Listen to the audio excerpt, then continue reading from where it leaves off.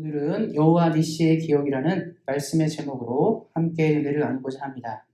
오늘 말씀을 시작하기 전에 이순신 장군 이야기를 좀 하고 시작하고 싶습니다. 이순신 장군은 남해 해전에서 23전 23승이라는 신화를 만들었고 임진왜란의 전시의 상황들을 역전하면서 당시 우리나라 조선의 큰 위기를 넘기고 한반도를 구해낸 위대한 장군입니다.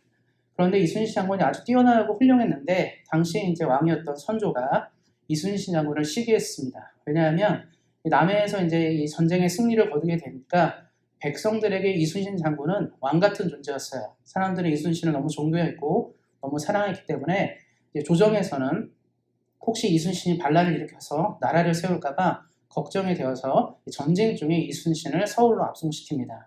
이순신을 그러니까 요즘 말로 하면 구속시키고 감옥에 가두면서 이순신이 했던 역할을 원균이라는 장군에게 맡겼습니다. 그래서 원균이 당시 수군을 지휘했는데 당시 일본 사람들은 지휘관이 바뀌었다는 걸 알게 되었습니다. 왜냐하면 이순신을 상대로 한 번도 이기지 못했기 때문에 일본 사람들이 기회가 왔다고 생각한 것이죠. 그래서 지금의 거제도인데요. 이 칠천량이라는 곳에서 원균의 부대와 왜군의 수군이 전쟁을 벌였습니다. 당시 이순신이 그 전에 임진왜란이 시작되면서 배를 계속 만들어내가지고 한국도 배를 한 100여 척을 보유하고 있었습니다.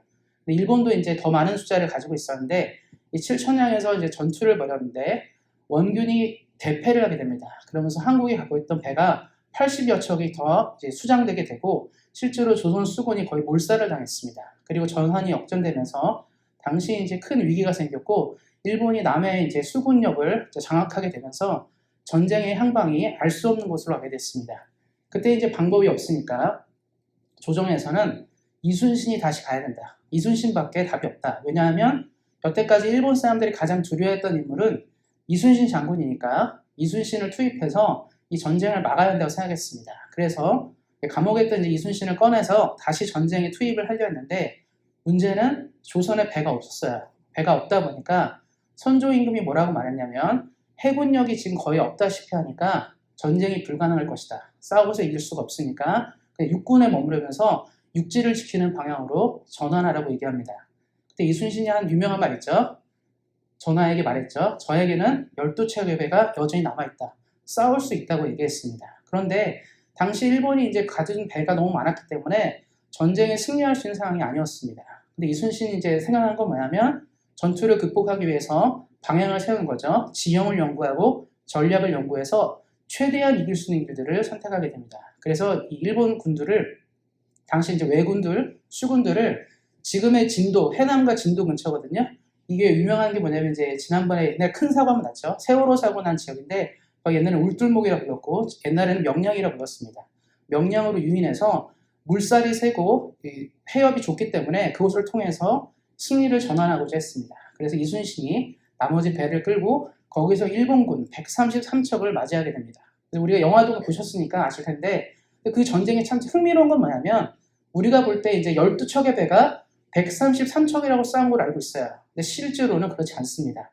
왜냐하면 12척의 배가 생각한 건 뭐냐면 적군이 너무 많기 때문에 우리가 이길 수 없다고 생각했습니다. 그래서 133척의 배를 상대한 것은 이순신 장군이 타고 있던 한 개의 배였어요. 그 한 개의 배로 133척을 맞아 싸웠습니다. 쉽게 말하면 배 한 개로 133개랑 싸운 겁니다. 쉽지 않은 전투였죠. 그런데 그 한 개의 배가 133개나 되는 큰 배들을 막아서면서 나머지 11개 배가 추가로 합류하면서 그 명량대첩이 나온 곳입니다. 제가 왜 길게 이 설명을 드린 건 뭐냐면 당시에 이순신과 함께 했던 그 배에 있는 사람들을 한번 생각해봤으면 좋겠어요. 왜냐하면 이 전쟁이 이기가 어렵습니다. 지금도 그렇지 않습니까? 무기라든가 전력이 비슷비슷해야 싸울 수 있어요. 승부가 되지 않는 거죠. 지금도 아까 전쟁도 얘기했지만 러시아와 우크라이나의 가장 큰 문제는 뭐냐면 러시아가 너무 크고 큰 나라고 군인도 군사력도 뛰어난 나라이기 때문에 우크라이나가 힘든 겁니다. 만약에 러시아나 미국이랑 전쟁했다든가 러시아가 중국이랑 전쟁했다면 이 정도 결과는 나오지 않을 거예요. 그런데 전력차가 극심할 때는 싸우기가 굉장히 어렵습니다. 그러니까 이순신 장군이 아무리 훌륭해도 133척이나 되는 어마어마한 숫자를 이길 수는 없다는 거예요. 그런데 이순신과 함께 했던 그 배에 있던 사람들이 싸우기로 결정했습니다. 그 이유가 무엇이냐면 제가 처음에 말씀드린 것처럼 이순신 장군이 배에서 싸울 때 해전에서 한 번도 진 적이 없었어요. 어떤 상황이든지 승리를 이끌어내는 위대한 장군이라는 것을 알았기 때문에 이순신 장군 배에 탔던 사람들이 목숨을 걸고 싸운 겁니다. 이겨봤기 때문에, 우리가 일본을 이길 수 있다고 생각했기 때문에 그 한 척의 배가 최선을 다해 싸우면서 전쟁의 승리를 이끌게 된 것입니다.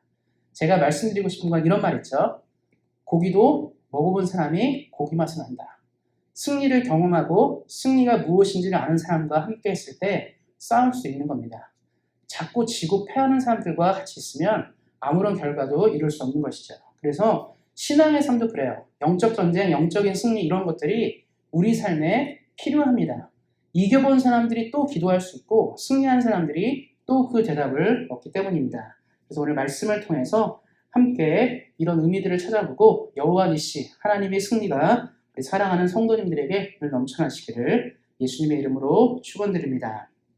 오늘 본문은 앞선 구조부터 쭉 진행해야 되는데요. 바로 이스라엘이 출애굽 이후에 첫 번째로 맞이한 전쟁에 대한 이야기입니다. 당시 이제 이스라엘이 출애굽을 할 때 애굽의 군대를 뿌리치고 홍해를 건넜습니다. 홍해를 건너면서 광야로 접어들게 됐는데요. 그때까지만 해도 이스라엘은 다른 민족과 접촉하지 않았습니다. 오직 아는 것은 이집트 사람들이었어요. 그리고 광야를 나오면서 생각한 건 뭐냐면 이제 편안하게 가나안으로 들어가면 된다라고 생각했을 것입니다. 그렇기 때문에 그 안에서 큰 고민과 어려움들이 없었고 또 실제로 하나님이 이스라엘 백성들에게 요청하신 것이 하나 있었어요. 그건 뭐냐면 이미 그 광야에 암몬이라든가 모압이라든가 에돔 족속들이 있었습니다. 이 사람들은 다 이스라엘의 형제 족속들이에요. 그래서 모압과 암몬은 롯 아시죠? 아브라함의 조카 롯의 후손들이었고 에돔 족속은 바로 야곱의 형이었던 에서의 후예들이었습니다. 그러니까 그 광야에 자리 잡던 민족들이 다 이스라엘과 친인척으로 연결된 사람들이었습니다. 그래서 하나님은 뭐라고 말씀하셨냐면 광야에 있는 이 족속들과 싸움하지 말라고 하셨어요. 전쟁하지 마라. 그들의 길을 지나갈 때 필요한 것이 있으면 돈 주고 사 먹고 그들과 절대로 전쟁하지 말라고 했습니다. 그래서 이스라엘은 전쟁할 생각으로 광야에 들어가지 않았습니다. 그래서 물건을 주고 물도 사 먹고 밥도 사 먹고 그럴 생각으로 들어가게 됐는데 지금 오늘 말씀에 나오는 이 아말렉이라는 사람들이 있습니다. 이 아말렉은 에서의 이제 첩의 후손들이에요. 에서의 첩의 후손들인데 이 아말렉이 전쟁을 걸어왔습니다. 그러니까 이스라엘 사람들은 전쟁할 의도가 원래 없었어요. 그러니까 다른 민족이랑 싸울 의도가 없었고 오직 가나안 족속이랑만 싸우려고 생각하고 글로 들어가려고 했는데 그 중간에 이제 아말렉이 그 길을 막아선 것입니다. 신명기 25장 17, 18절 말씀인데요. 다 같이 한번 읽어보도록 하겠습니다. 너희는 애굽에서 나오는 길에 아말렉이 내게 행한 일을 기억하라. 곧 그들이 너를 길에서 만나 내가 피곤할 때 내 뒤에 떨어진 약한 자들을 쳤고 하나님을 두려워하지 아니하였느니라. 말씀드린 것처럼 이스라엘 사람들은 그 주변의 광야에 있는 민족들과는 전쟁할 마음이 한 가지도 없었습니다. 그런데 이 아말렉이 전쟁을 걸어온 거예요. 그런데 재밌는 건 뭐냐면 18절 말씀에 나온 것처럼 이 아말렉 족속이 어떻게 전쟁을 시도했냐면 보통 과거에는 이제 행군을 할 때 군대가 제일 앞에 배치됩니다. 전쟁을 치르는 사람들이 젊은 사람들이죠. 싸움을 할 수 있는 사람들이 앞에 배치되고 순서대로 배치하고 이 뒤에 있는 이 뒤에 떨어진 약한 자들은 누구냐면 노인, 어린이, 여자, 약자들이 뒤에 있었어요.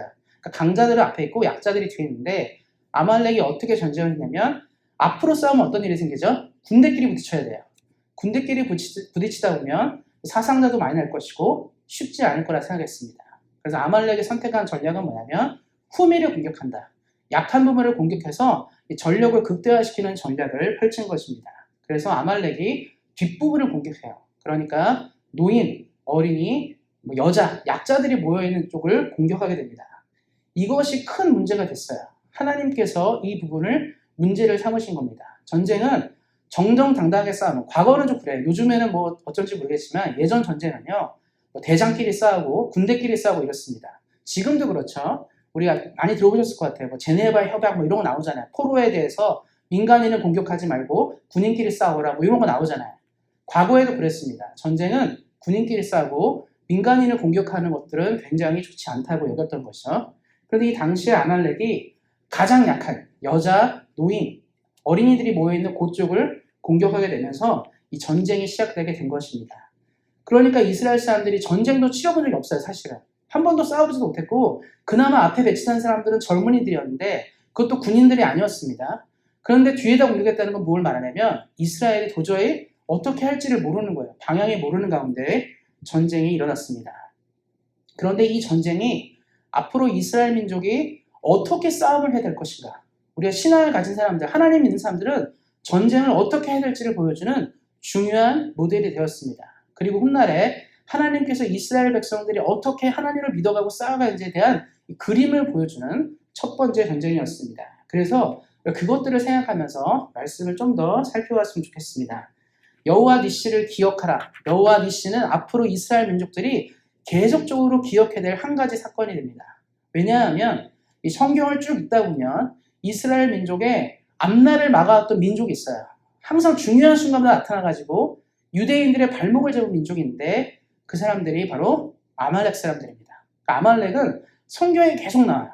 처음에 보면 이제 어떤 사람이 나오냐면 이때 이후에 처음 또 다음에 등장하는 인물이 누구냐면 사울왕 때 아말렉 사람이 나타납니다. 그러니까 사울왕 때 하나님께서 아말렉과 전쟁을 벌이라고 할 때 그때 아각이 나오거든요. 아말렉의 왕인 아각이 나오는데 이 아각과의 전쟁이 한번 나오게 되고 나중에 이제 에스더, 성경에 에스더 보면 에스더가 이제 유다 민족들을 전멸하려고 당시 이제 에스더를 죽이기 위해서 모함을 걸었던 인물이 있는데 그 사람이 아각 사람 함무다다. 뭐 이게 나옵니다. 함무다다의 아들 하만 나오거든요.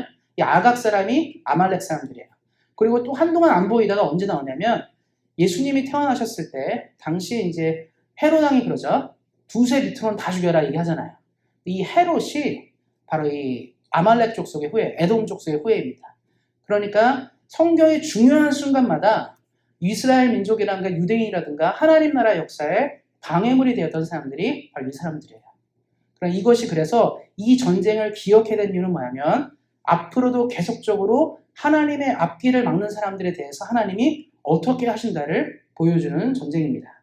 실제로 그렇죠. 우리가 이 땅을 살면서 항상 그래요. 첫 번째 어떤 싸움이라든가 어떤 일들이 있는데 그것이 굉장히 중요합니다. 우리 사랑하는 성도님들이 어떤 문제가 생겼을 때 그 문제를 믿음으로 돌파하면 그 다음에는 어떻죠? 그 문제를 생각해요. 아, 내가 이때는 믿음으로 싸야 되는구나.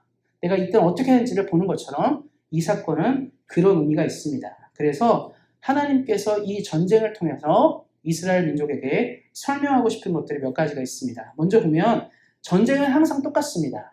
세상 사람들은 전쟁을 한 가지로 봅니다. 뭐냐면 전력과 전력의 싸움이에요. 보이는 것과 보이는 것의 싸움입니다. 그러나 성경은 전쟁을 두 가지로 얘기하고 있습니다. 하나는 뭐냐면 보이는 전쟁과 그 다음에는 보이지 않는 전쟁이 있습니다. 그래서 보이는 전쟁을 먼저 보도록 하겠습니다.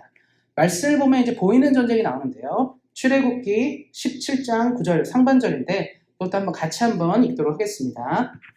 모세가 여호수아에게 이르되 우리를 위하여 사람들을 택하여 나가서 아말렉과 싸우라.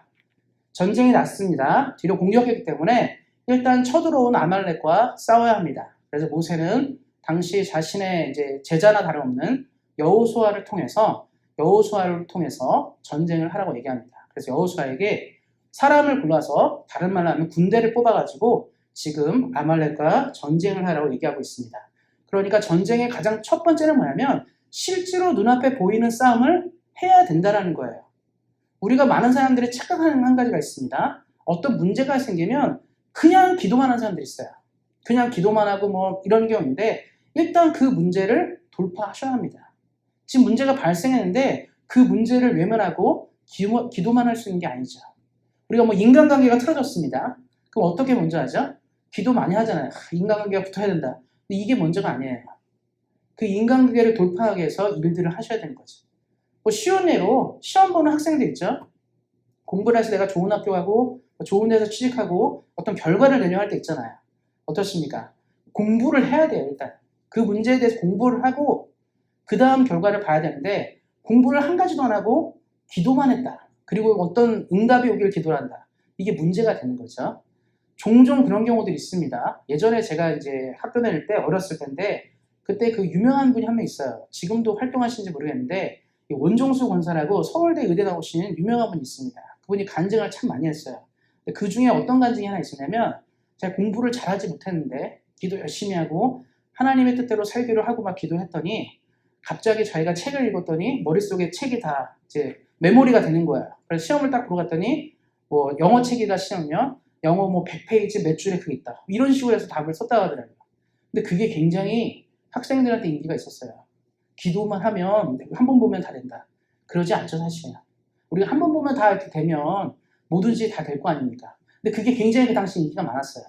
근데 시간이 지나서 깨닫는 건 뭐냐면 모르겠습니다. 특별하게 뭐 필요하면 그런 일이 생길 수도 있을 수도 있겠지만 보편적으로 그렇지 않죠. 그런 식으로 따지면 전 세계 기독교인이 20억인데요. 20억이 기도하면 다 그렇게 되면 교회 다니는 사람들은 다 공부도 잘하고 사업도 잘 되고 뭐도 잘 되고 이러지 않겠습니까? 그렇지 않다는 거예요. 운동하는 선수가 있습니다. 내가 이번에 운동 경기에 나와서 좋은 결과를 얻어야 돼요. 훈련하지 않고 기도만 합니다. 하나님 내가 이번 경기에서 골을 넣었으면 좋겠습니다. 아니면 홈런 쳤으면 좋겠습니다. 기도해요. 어떻습니까? 준비가 안 되는데 어떻게 되겠습니까? 열심히 준비하고 골을 넣는 거지 열심히 준비하고 기도하는 거지 그냥은 안 된다는 겁니다. 그래서 성경도 지금 먼저 얘기한 건 뭐냐면 전쟁의 시기에 가장 모세가 먼저 한 일은 뭐냐면 여호수아를 선택해서 전쟁을 하라고 얘기합니다. 여호수아를 선택했다는 건 뭐냐면 보이는 전쟁의 핵심은 뭐냐면 전력과 전술과 훌륭한 이 군대의 지도자예요. 그러니까 모세는 그걸 알고 있었습니다. 그래서 여호수아가 이 전쟁에 투입되는 것이 중요하다고 생각한 겁니다. 그러니까 다른 말로 하면 사람이 할 일들을 최대로 준비했어요. 이 싸움을 위해서 사람이 할 일을 최대로 준비한 겁니다. 그러니까 우리 사랑하는 성도님들이 어떤 문제가 생길 때 내가 해야 될 준비를 최선을 다하셔야 돼요. 내가 어떻게 해야 되는가? 내가 이 문제를 돌파하기 위해서 뭐 경제적인 상황이냐, 아니면 뭐 개인적인 인간관계 문제라든가 우리 안에 있는 여러 문제들이 있잖아요. 그럼 내가 해야 될 일은 뭔지를 먼저 생각하셔야 돼요. 그리고 그것을 대비하고 준비하는 것이 첫 번째입니다. 그래서 모세는 여호수아에게 그 전쟁을 준비하게 된 거죠. 문제는 뭡니까? 우리가 아무리 잘 대비하고 준비해도 결과가 좋지 않을 때가 있어요. 우리가 아무리 애쓰고 노력해도 결과가 좋지 않을 때가 있습니다. 역사에서는 그런 얘기가 굉장히 많은데요. 예전에 이런 전쟁이 있었습니다. 그리스 동맹군과 페르시아의 전쟁이 있었어요. 그때 그리스는 도시국가들이었고 페르시아는 당시의 대제국이었습니다. 성경에도 나오죠. 성경에 나오는 왕들 있잖아요. 아하수에로, 아닥사스다 나오는데 이 사람들이 당시 그리스 전쟁했던 사람들이에요. 이렇게 크고 강력한 황제들이 있는 나라들과 도시국가들, 조그만 도시들의 국가들이 당시 이제 이 패권을 놓고 싸웠습니다. 근데 그리스가 똘똘 뭉쳐서 페르시아를 막아내요. 페르시아가 이제 유럽으로 진출하는 것을 그리스 동맹군들이 막아냅니다. 그리고 그리스는 당시 큰 승리를 얻었고 이제 잘 나가는 일만 남았습니다. 그런데 잘 나가는 일이 생기면 어떤 일이 생기죠? 꼭 내전이 생겨요. 그리스 시민들, 이 도시국가들의 동맹국끼리 갈등이 생겼습니다. 그건 뭐냐면 누가 이 전쟁의 수훈자냐, 누가 이 전쟁에 가장 많은 이득을 가져야 되는가에 대해서 싸움이 벌어진 거죠. 당시 그래서 큰 두 나라가 있었습니다. 하나는 아테네였고 하나는 스파르타였습니다. 그러니까 둘이서 이제 패권을 놓고 싸움을 하게 된 거예요. 처음에는 이제 아테네가 굉장히 강한 나라였기 때문에 아테네의 승리가 전초였습니다. 전력도 뛰어나고 훌륭한 지도자도 있었고 모든 게 나왔어요. 스파르타가 아테네를 이긴 것은 거의 불가능했습니다. 근데 어떤 일이 생겼냐면 당시 아테네에 역병이 들었어요. 갑자기 전염병이 들면서 아테네가 병에 시달리게 됩니다. 그러니까 이 병이 아테네의 도시를 강타하면서 나라의 많은 사람들이 죽게 된 거예요. 그러다 보니까 전쟁이 승패가 바뀌게 됩니다. 스파르타가 전쟁에서 승리하게 되는 일들이 생기는 것이죠. 내가 아무리 잘 준비하고 애쓰고 노력했는데 병은 내가 어떻게 못하잖아요. 내가 모든 걸 대비하고 준비했는데 갑자기 일어나는 병은 어떻게 하지 못합니다.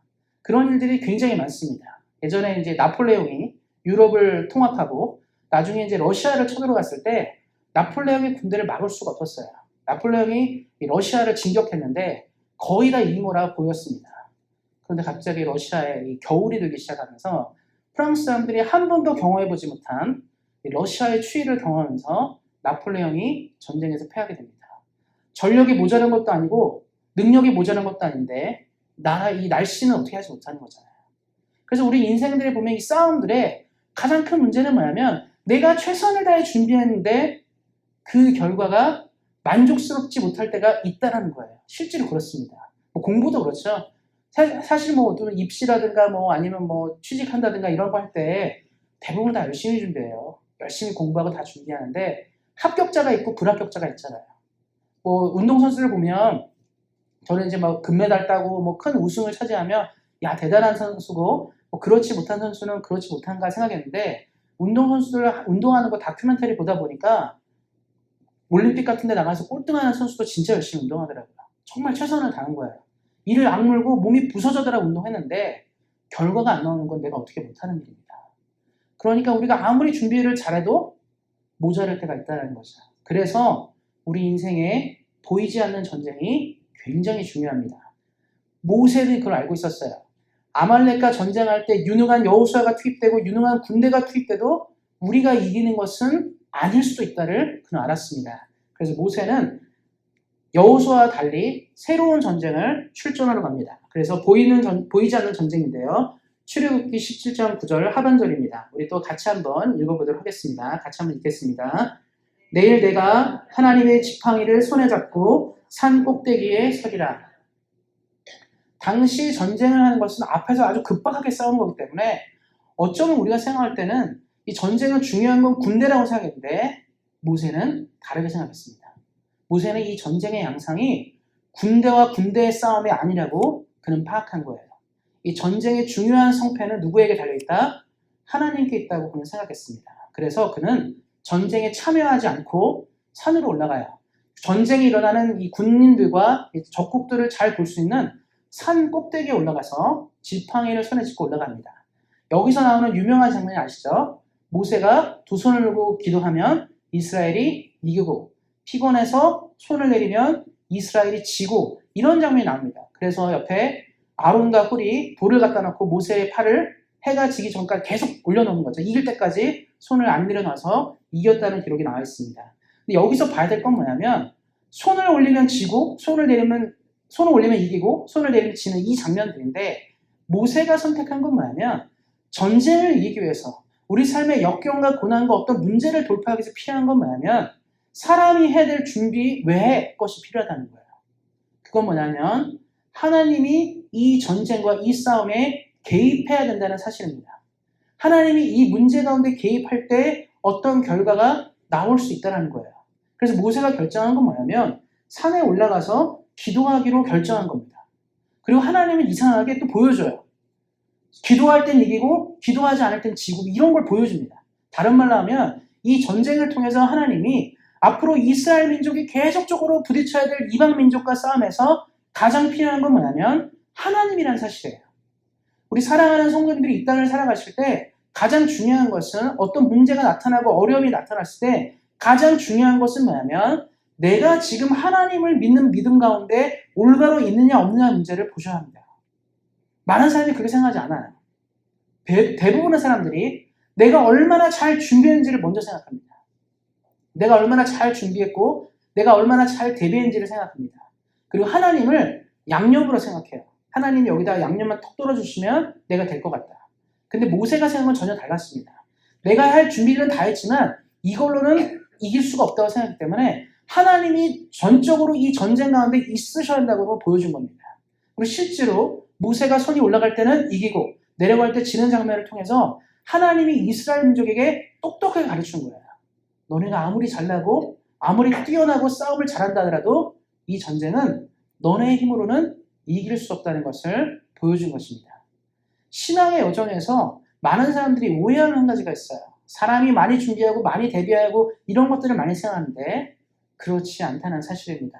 아까도 말씀드렸지만 역사 속에서 수많은 전쟁과 수많은 이야기들이 색다른 변수로 일어나는 경우도 굉장히 많아요. 우리가 아는 것처럼 어떤 인간이 잘 준비하고 인간의 능력이 뛰어나서 이기는 게 아니라 예상치 못한 변수들 있죠. 기후의 문제, 질병의 문제, 어떤 상황의 문제로 변수가 생기는 겁니다.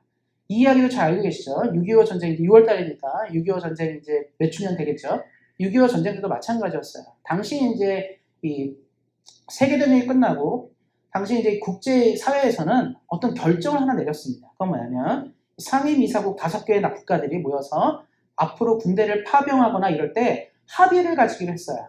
그래서 상임이사국 5개 나라는 영국, 미국, 프랑스, 중국, 소련이었습니다. 이 5개의 국가가 어떤 결정을 내려야 되는 거예요. 그러니까 우리가 말하는 유엔군을 파견한다 말할 때는 5개의 국가가 전원 동의를 하든지 그렇지 않으면 보내지 못하는 겁니다. 단 하나의 나라라도 거부하게 되면 되지 않는 거예요. 그래서 김일성이 소련을 찾아갔죠. 소련을 찾아가고 중국도 찾아갔을 겁니다. 생각은 뭐죠?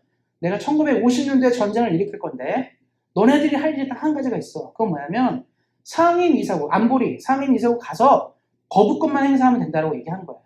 그럼 그렇게 되면 나만의 전력이 부족하기 때문에 누구도 도와줄 수 없는 상황이 있었습니다. 그때 이제 이 6월 달에 군대가 내려오잖아요. 6월 25일에 군대가 내려오면서 국군이 열심히 싸웠습니다. 한국 사람들 열심히 싸웠어요. 뭐 너나 할 것 없이 최선을 다해 싸우는데 전력의 격차가 너무 크니까 막을 수가 없는 거예요. 밀고 내려오는데 어떻게 막겠습니까? 걔네는 탱커도 있는데 우리는 탱커도 없고 걔네는 뭐 비행기도 갖고 있는데 우리는 그런 것도 없고 아무것도 없었어요. 막을 수가 없는 거예요. 밀고 내려오는 거예요. 최선을 다해 싸웠지만 안 되는 겁니다. 그럴 때는 이제 방법이 뭐냐면 다른 계획들이 필요한 건데 무슨 방법이 있겠습니까? 방법이 없는 거예요. 이길 수가 없잖아요. 그래서 이제 많은 사람들이 기대한 건 먼저 딱 하나예요. 유엔에서 유엔군을 파견해 주는 것. 이 한국을 위해서, 대한민국을 위해서 군대를 파병하는 것만이 답이 됐습니다. 근데 어떻습니까? 문제는 뭐죠? 안보리 상임이사국 중에 중국과 소련이 있었어요. 거기서 거부하면 되지 않는 겁니다. 근데 아마 그때 기도 많이 하신 것 같아요. 한국의 많은 분들과 대한민국을 위해서 기도했던 분들이 많다고 생각합니다.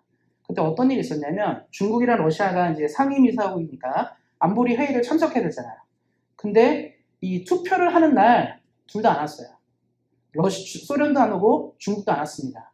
나중에 얘기한 건 뭐냐면 중국은 소련이 가서 거부권을 행사하겠지. 소련은 중국이 가서 거부권을 이렇게 생각한 거예요.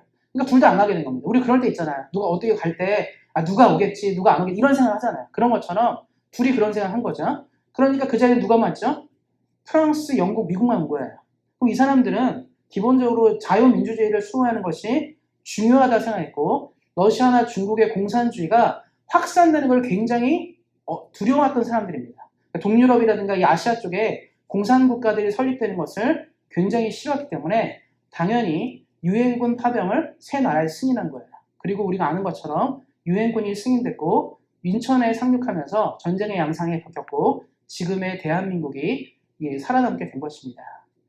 인간의 노력으로 되는 것이 다 되지 않죠. 노력하고 애써지만 안 될 때가 있습니다. 그런데 특별한 은혜가 있다고 생각합니다. 저는 그래요.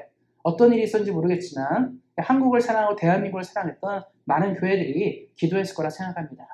그 기적 같은 이 사건 때문에 우리가 지금 있는 거죠. 대한민국이 있는 거죠. 안 그랬으면 그때 공산화가 됐을지도 모르겠어요.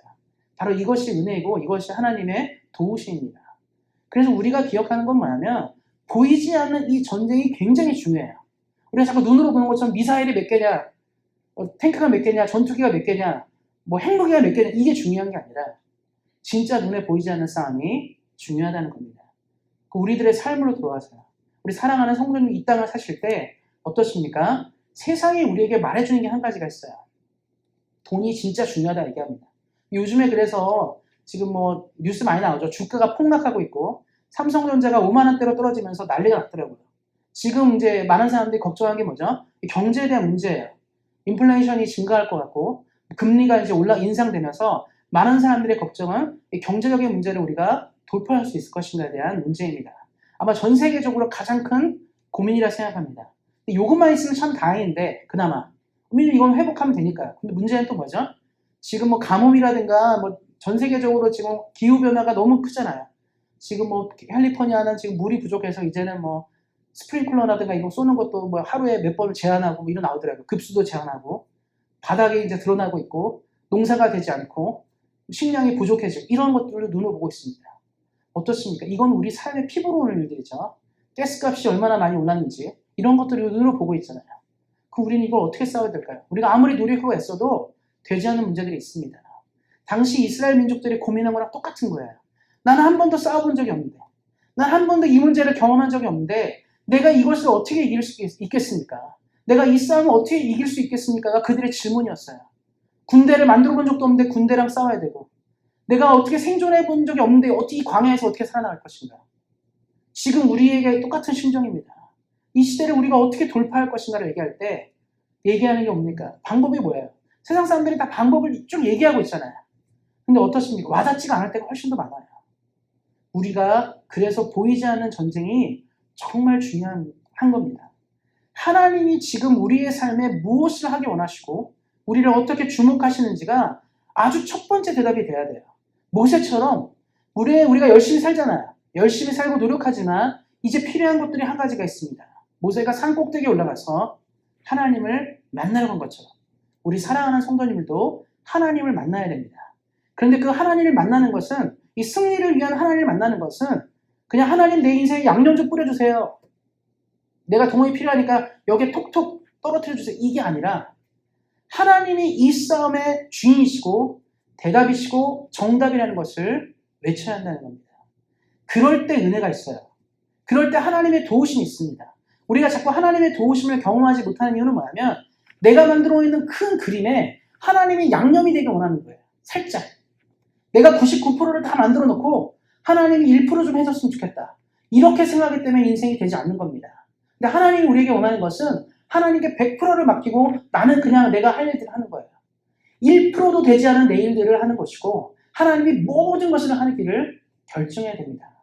그때 삶이 승리하는 것이고 하나님의 나라가 일어나는 것이죠. 당시 많은 사람들이 갖고 있던 이 여러 가지 생각들은 다 똑같아요.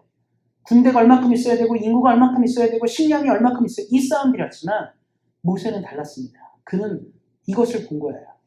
그리고 여기 말씀에 나온 것처럼 모세가 이 승리한 이유에 뭐죠? 여호와는 나의 깃발. 내가 승리했다. 빅토리 이런 얘기를 한 게 아니라 하나님이 이 전쟁에 깃발을 꽂아주었다고 얘기합니다. 그리고 이스라엘 사람들이 알게 돼요. 아, 전쟁에 참여할 때 가장 중요한 건 뭐냐면 하나님이 깃발을 꽂아줘야 된다. 우리가 교회를 섬기고 있습니다. 이 교회가 성장하고 발전하는 것에 우리가 해야 될 노력도 있지만 하나님이 하셔야 되는 일들이 있는 거죠. 하나님이 깃발을 꽂아주셔야지만 되는 겁니다. 모든 일들이 그래요. 그래서 이것을 깨닫고 아는 사람들이 인생의 승리를 경험하고 나타나는 것이죠. 우리 사랑하는 성도님들이 경험하셔야 됩니다. 처음에 말씀드렸죠. 이순신 장군과 함께 했던 사람들이 생각한 건 뭐냐면 이순신은 지지 않는다. 이순신은 지지 않기 때문에 그 배 한 척에 타고 있던 사람들이 목숨 걸고 싸웠어요. 믿을 건 이순신이 분명히 이 전쟁을 이길 걸 믿기 때문에 적에서 뭐 대포를 쏘고 화살을 쏘아대도 이겨낸 겁니다. 근데 우리는 이순신보다 더 큰 하나님과 함께 있습니다. 하나님이 우리들의 성도들의 삶을 지켜주실 거예요. 그리고 우리가 하나님을 믿고 있다면 하나님이 이 싸움을 승리로 이끄실 것이기 때문에 나는 하나님과 함께 최선을 다해 싸우기만 하면 됩니다. 그럴 때 승리가 우리 사랑하는 성도님들의 삶에 있을 것입니다. 말씀 한 구절을 마지막으로 보고 마치도록 하겠습니다. 사무엘상 17장 47절인데요. 신앙을 가진 사람들이 삶의 전쟁을 대하는 태도입니다. 우리 삶이라는 수많은 일들 속에서 우리가 외쳐야 되고 선포해야 될 고백이 이 말씀에 담겨져 있습니다. 같이 한번 읽도록 하겠습니다. 또 여호와의 구원하심이 칼과 창에 있지 아니함을 이 무리에게 알게 하리라. 전쟁은 여호와께 속한 것인즉 그가 너희를 우리 손에 넘기시리라. 사무엘상 17장 47절 이 고백은 다윗이 골리앗을 상대할 때 유명한 말입니다. 다윗이 골리앗 앞에 섰을 때 그가 생각한 건 뭐냐면 사람들이 골리앗과 싸우지 못한 결정적인 이유는 우리가 이길 수 없다고 생각했기 때문에 상대의 능력이 너무 크기 때문에 전쟁의 성패는 인간의 능력과 힘에 달려있다고 믿었기 때문이었습니다. 다윗은 근데 무엇을 봤죠? 전쟁은 내 삶에 속한 것이 아니라 여호와께 속한 것인지 내가 너를 이기는 것이 아니라 하나님이 너를 내게 넘겨주는 것이다. 이게 굉장히 중요해요. 우리 사랑하는 성도님들 어떤 문제 있습니까? 그 문제를 향해 선포하는 건 뭐냐면 내가 이 문제를 이겨낼 거야 라고 말씀하시면 못 이길 수 있어요. 우리의 능력이 되면 이기겠지만 능력이 안 되면 못 이깁니다. 근데 우리는 어떻게 기도하는 거죠? 이 문제보다 높으신 하나님, 이 문제는 내 힘으로 되는 것이 아니라 하나님께 속한 것인지 하나님이 이 문제의 승리를 내 손에 넘기시리라. 다윗의 이 고백이 골리앗을 쓰러뜨렸고 여호와의 깃발을 그 전쟁에 꽂게 된 것입니다. 우리 사랑하는 성도님들의 삶에 문제가 없을 수가 없어요. 인생에 문제가 있습니다. 그 문제에 깃발을 꽂는 믿음이 필요한데 그 믿음이 바로 이 선포입니다. 우리 사랑하는 성도님들이 이 힘들고 어려운 이 시대를 살아갈 때 이 믿음의 선포로 삶의 문제에 하나님의 깃발을 꽂으심으로 늘 승리하는 삶을 주로부터 살아가시기를 예수님의 이름으로 축원드립니다.